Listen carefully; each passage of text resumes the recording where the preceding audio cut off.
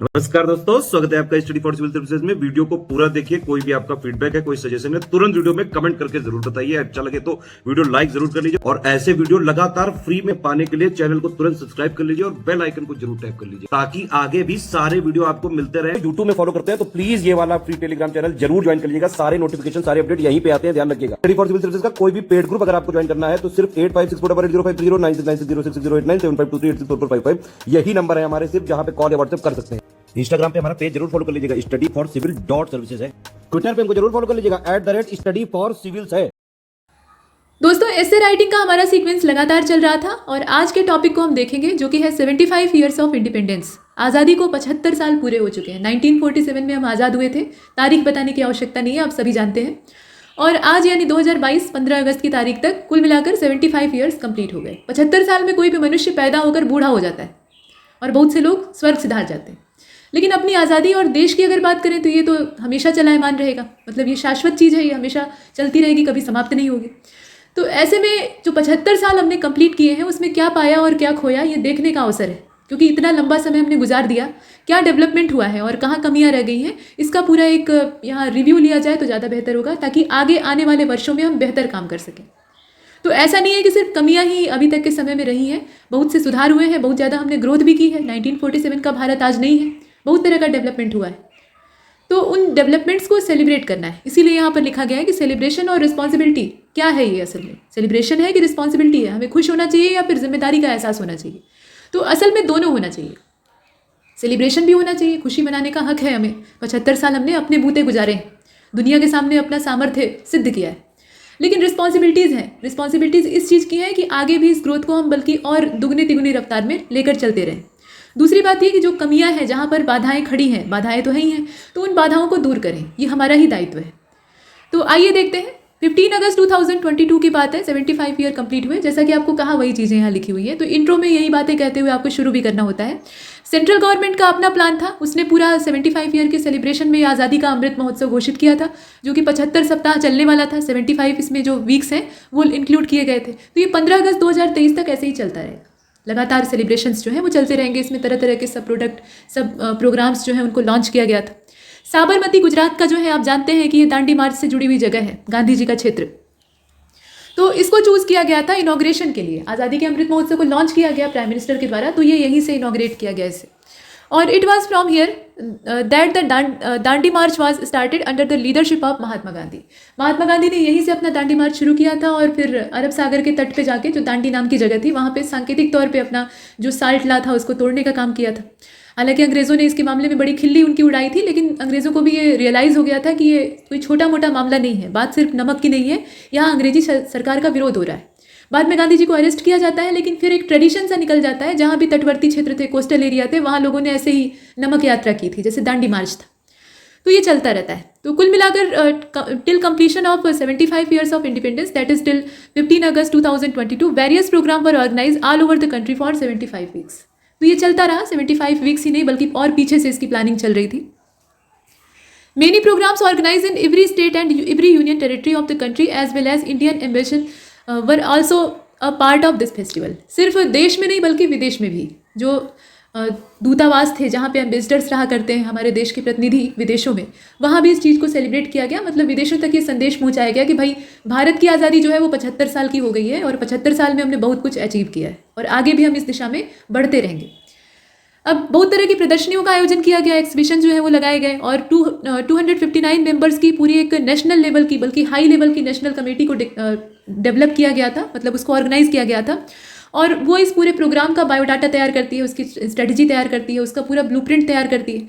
अब इसमें जो मेंबर्स हैं उनकी तादाद देखकर आप वैसे भी अंदाज़ा लगा सकते हैं कि इसका जो पूरा एरिया है वो कितना वास्ट रहा होगा। तो यहाँ तक हमने इंट्रोडक्शन को लिखा, मतलब एक तरह से ये इंट्रो है और इंट्रो को आप थोड़ा और सिकोड़ सकते हैं, 3 पॉइंट तक ही रख सकते हैं। देखिए, इससे जो होता है ना, उसको पॉइंट्स में नहीं लिखना चाहिए।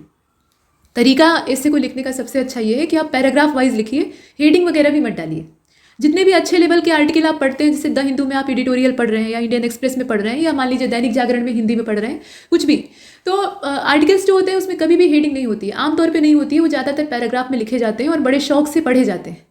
पैराग्राफ के बीच में फ्लो इतना अच्छा होता है कि पढ़ने वाला फिसलता जाता है और वही काम आपको अपने हिस्से में करना है। एक मैच्योर ऐसे आप लिखने जा रहे हैं, आप एक परिपक्व अभ्यर्थी हैं, बल्कि ये कहना चाहिए कि अब फ्यूचर के आप एडमिनिस्ट्रेटर हैं। तो इस तरह के एडमिनिस्ट्रेशन वाली फील्ड में जब आप जा रहे हैं तो मैच्योरिटी सबसे पहली रिक्वायरमेंट होती है और आपके ऐसे में वो झलकनी चाहिए। तो हेडिंग नहीं डालनी है, बहुत ज़्यादा पॉइंट्स में नहीं लिखना है।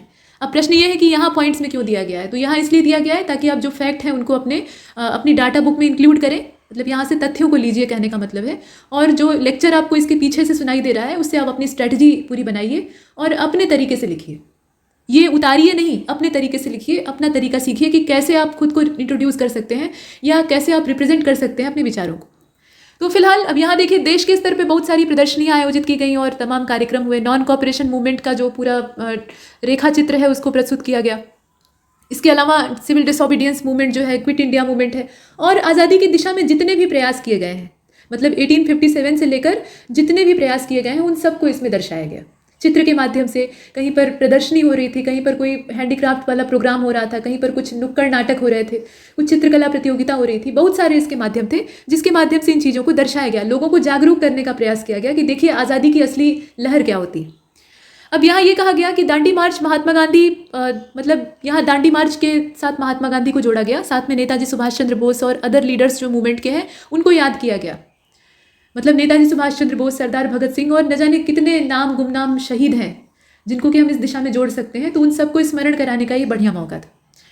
इसके बाद बहुत से इसमें आप देखें वही लिखा हुआ है कि whose name are still hidden somewhere in pages of history. तो हिडन है तब तो खोज लिए जाएंगे, क्योंकि छिपी हुई चीज़ों को खोजा जा सकता है, लेकिन जो अनअवेलेबल हैं, अनसंग हीरोज़ हैं, उनको भी हमने इस मौके पर याद किया। हर घर तिरंगा अभियान वाला जो ऐसे था, उम्मीद है कि आपने देखा होगा, तो उसमें भी इस चीज़ को डिस्कस किया गया था। वो दोनों एक दूसरे से जुड़े हुए हैं। Through this, the people of the country, the youth and children of the country will be able to know Mahavir warriors who is buried somewhere in the page of history. बहुत से ऐसे हैं जो कि हिस्ट्री के pages में hidden हैं, लेकिन बहुत से ऐसे हैं जो उसी में बरीड कर दिए गए हैं, मतलब दफना दिए गए हैं। वो नींव की ईंट बन गए। जैसे मकान बनता है, कोई बिल्डिंग खड़ी होती है तो उसमें फाउंडेशन तैयार की जाती है। फाउंडेशन में जो ब्रिक्स यूज़ की जाती हैं वो ऊपर से दिखाई नहीं देती हैं, लोगों को तो भव्य इमारत दिखाई देती है, वो ज़मीन के अंदर दबी रहती है, लेकिन अगर उन्हें खींच लिया जाए तो पूरी इमारत ढह जाएगी। तो वही स्थिति इन शहीदों की है, इन वॉरियर्स की है, जिसमें से कि ज़्यादातर का तो नाम ही हम नहीं जानते। अगर आप अपने गली मोहल्ले और अपने आसपास और अपनी ही पीढ़ियों में खोजेंगे, अपनी ही जनरेशन में पीछे की ओर जाएंगे, तो आप देखेंगे कि 3-4 पीढ़ी पहले जो लोग थे, बुजुर्ग थे, वो कहीं ना कहीं आज़ादी में अपना रोल प्ले कर रहे थे। कहीं खजाना लूट कर भागे थे, कहीं डकैती डाले थे ट्रेन में, कहीं सरकार को परेशान किए थे, कहीं झंडा फहराए थे, कहीं लाठियाँ खाए थे, कहीं जेल गए थे। इस तरह के बहुत सारे दादा परदादा आपको अपनी ही पीढ़ियों में मिलेंगे। ठीक है, तो इसका मतलब यह है कि वो सारे अनसंग हीरोज़ हैं जिनके की योगदान को हम गांधी जी की तरह से ग्लोरियस फॉर्मेट में नहीं पढ़ते हैं, लेकिन वो हैं, उनके योगदान को हम नकार नहीं सकते। तो इस तरह के जो फाउंडेशन ब्रिक्स हैं उनको हमें यहाँ कीमत करने की आवश्यकता है, तवज्जो देने की आवश्यकता है। तो उनको याद करने का भी ये अच्छा मौका था, और सिर्फ अमृत महोत्सव ही क्यों, उन्हें तो हमेशा याद करना चाहिए। इसके बाद आप देखें, आत्मनिर्भर इंक्यूबेटर जो है इसको स्टार्ट किया गया। तो इस तरह के जो छोटे छोटे प्रोग्राम थे उनको भी आप इसमें डाल सकते हैं, हालांकि सीमित मात्रा में डालिएगा क्योंकि प्रोग्राम बहुत ज़्यादा थे। तो which will help around 40,000 families involve in traditional arts. जो ट्रेडिशनल आर्ट्स हैं, जो कि अपने देश की पहचान है, धरोहर है एक तरह से, उनको उकेरने का या फिर प्रोत्साहित करने का ये तरीका था। तमिलनाडु, कर्नाटक के जो दक्षिणी राज्य हैं, यहाँ पे बहुत तरह की प्रदर्शनियाँ, इसके अलावा साइकिल मार्च निकाला गया, ट्री प्लांटेशन किए गए, और तमाम जो प्रोग्राम है फ्रीडम फाइटर्स की याद में उनको शेड्यूल किया गया। Regional outreach bureau organise a 5 day handicraft exhibition in Rajasthan. ये जो हैंडीक्राफ्ट प्रदर्शनी थी राजस्थान में लगी थी, और इसको रीजनल आउटरीच ब्यूरो जो है वो ऑर्गेनाइज करता है। तो ऐसे और भी प्रोग्राम अगर आपको पता है तो आप लिख सकते हैं। Prime minister Modi started the Amrit Mahotsav on March 12, 2022 because on March 12, 1930, ध्यान से देखिएगा, ये जो 12 मार्च की तारीख है, इसी दिन से गांधी जी ने दांडी मार्च को शुरू किया था, और उनके पीछे उनके जो फॉलोअर्स थे वो थे, मतलब अच्छी खासी तादाद में लोग उनके पीछे चलते हैं, करीब 78 लोग थे संख्या के तौर पर। और एक डायरेक्ट एक्शन कैंपेन जो है वो स्टार्ट होता है, anti tax and non violent protest against the British monopoly. तो ब्रिटिश मोनोपोली जो है वो नमक पर भी हावी होने की कोशिश करती है। नमक जो है वो एक नेचुरल चीज़ है, समुद्र से प्राप्त होता है, या जो रॉक सॉल्ट है वो रॉक से प्राप्त होता है। तो उस पर अगर आप टैक्स लगा रहे हैं तो इससे बड़ी जाति क्या हो सकती है। तो इसी बहाने अंग्रेजों की टांग खींचने के लिए गांधी जी ने इसे शुरू किया था।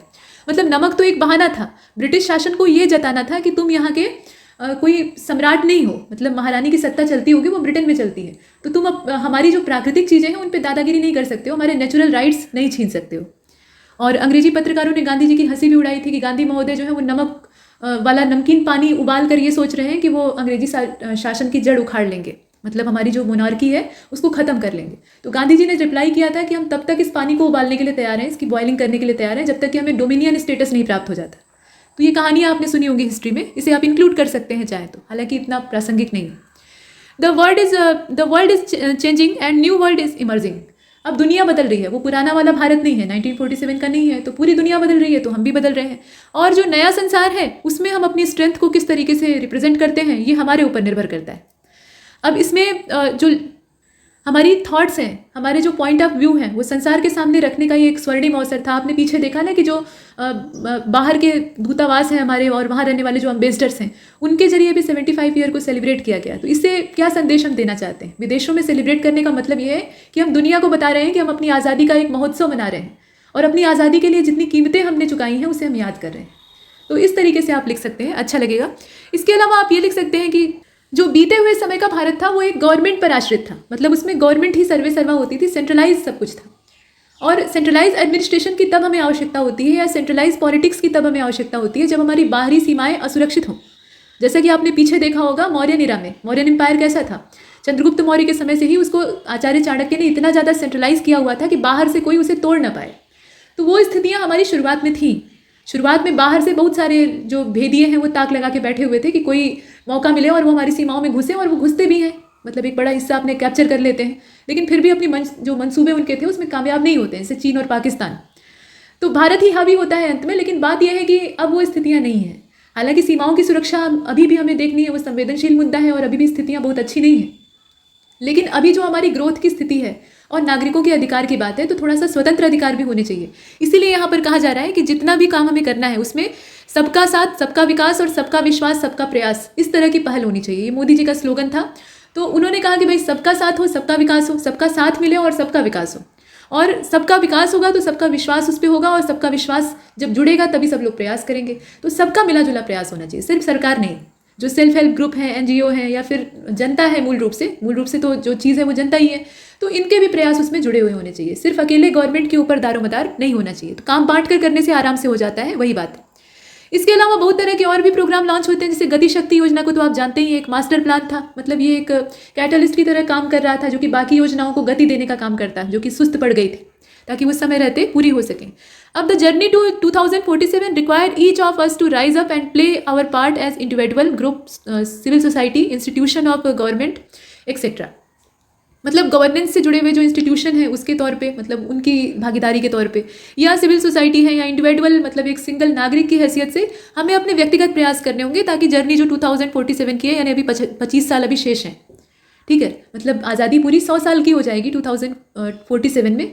तो वहाँ तक पहुँचने की यात्रा में अभी 2022 में हम हैं, तो 25 साल का बीच में गैप है। उसमें हम ऐसा क्या करें? तो मिलजुल कर काम करना होगा हर लेवल पे, मतलब एक इंडिविजुअल के लेवल पे भी, एक सोसाइटी के लेवल पर भी, एक गवर्नेंस के लेवल पर भी, या जितने भी अनदर ग्रुप हैं उनके लेवल पर अपने अपने तरीके से पुरजोर प्रयास करने होंगे, तभी सबका साथ सबका विकास संभव हो पाएगा। और ideal can be transform into action only with our collective determination. यहाँ जो सबसे बड़ी रिक्वायरमेंट है, जो नीड है, वो असल में कलेक्टिव डिटर्मिनेशन की है। उसके बिना कुछ नहीं हो सकता है। और उसके बाद हमें एक अच्छी प्लानिंग चाहिए होगी। तो प्लानिंग करने में तो गवर्नमेंट ऑफ इंडिया मास्टर है, तो वो काम उसके ऊपर हम छोड़ सकते हैं। लेकिन असली बात है डिटर्मिनेशन की, जो कि कलेक्टिव होना जरूरी है, तो वो काम हम कर सकते हैं। द डिटरमाइन एफोर्ट, और डिटरमाइन एफोर्ट भी हमारा ही होगा। सरकार उसके साथ सपोर्ट कर सकती है, लेकिन असली प्रयास हमारा होगा। Programme under this theme include initiative like constitution day, संविधान को याद करने का एक दिन, ठीक है, यहाँ आप देख रहे हैं, गुड गवर्नेंस वीक एक्सेट्रा। इस तरह के और भी अगर आप जानते हैं तो उनको लिख सकते हैं। बस ये ध्यान दीजिएगा कि गलत सूचनाएं आपके डाटा में न घुसे, जो सही है वही लिखिए, अन्यथा मत लिखिए। Which help to bring alive our commitment to the planet and the people, मतलब जो ग्रह के प्रति, अपने पूरे वातावरण के प्रति, अपनी धरती के प्रति जो हमारी रिस्पॉन्सिबिलिटी है, लोगों के प्रति जो रिस्पॉन्सिबिलिटी है, उसको दर्शाने के लिए तमाम दिन सेलिब्रेट किए गए, लोगों को अवेयर किया गया। इसके बाद आप ये भी लिख सकते हैं कि आज़ादी का Amrit Mahotsav festival celebrate the rapid progresses made by India in last 75 year. जितनी भी प्रोग्रेस हमने की है, जितनी भी अचीवमेंट्स हमारी हैं, उनको याद करने के उद्देश्य से ये मनाया गया। और this celebration encourage us to rediscover our hidden strengths and inspire us to take honest, synergic action to regain our rightful place in group of nations।